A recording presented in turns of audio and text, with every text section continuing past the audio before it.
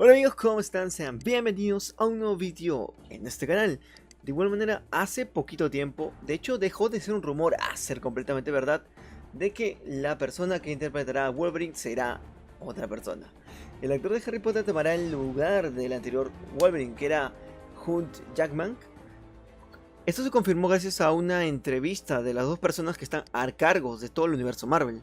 Y posteriormente fue avalada por el mismo actor, que dijo que dará un paso al costado para dar espacio a la nueva generación de superhéroes.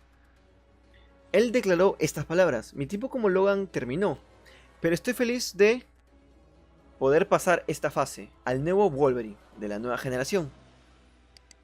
Esto fue lo que comentó el actor después de 17 años interpretando a Wolverine. ¿Y tú qué opinas? ¿Tú crees que Daniel Radcliffe haga un buen papel como Wolverine? ¿Extrañas al anterior Hugh Jackman? Pero bueno, en mi opinión personal, veremos cómo se desenvuelve el actor como Wolverine. Es un papel bastante complicado. Pero nada, yo le tengo bastante fe al nuevo actor de Wolverine.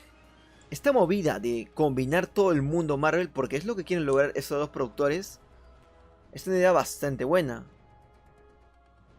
Pero va a requerir de bastante tiempo y mover a muchos actores, ya que hay muchos problemas legales con muchísimos actores y con muchísimos personajes a día de hoy. Pero bueno, quizás sea bueno porque al fin podremos ver, no lo sé, un Wolverine contra Hulk, un Wolverine contra Capitán América, cosas que son bastante curiosas de pensar.